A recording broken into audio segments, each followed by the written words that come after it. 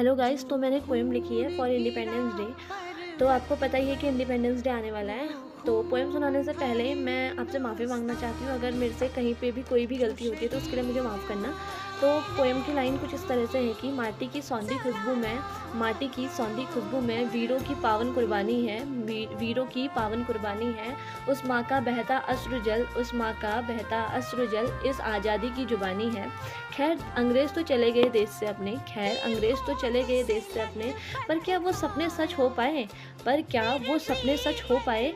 जिस आज़ादी के पेड़ को सींचा लहू से, जिस आज़ादी के पेड़ को सींचा लहू से, क्या उस आज़ादी के पेड़ के पके फल हम खा पाए? जब तब जुल्म के खिलाफ एक जंग थी, तब जुल्म के खिलाफ एक जंग थी, पर आज अपनों से ही लड़ाई है।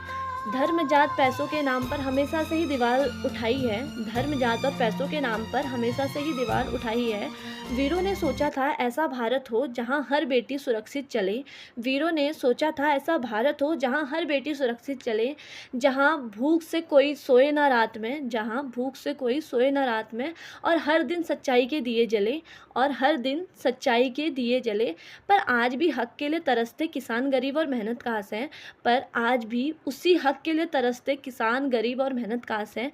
महज फाइलों में उलझ कर रह गई आज़ादी की वो पावन कोशिशें हैं, महज फाइलों में उलझ कर रह गई वो आज़ादी की पावन कोशिशें हैं। खैर सरहदें तो मुकम्मल हो गई, पर दिल में अब भी दरारें हैं। ज़िंदगी तो चल रही है मगर आँखों में कई सवाल पुराने हैं। बस इस दिल की एक ही ख्वाहिश है, युगों युगों तक इस अंबर तले यह तिरंगा यूं ही लहराए। बस दिल की यही ख्वाहिश है कि युगों युगों तक इस अंबर तले तिरंगा यूं ही लहराए। माथा झुके तो बस इस माटी पर, माथा झुके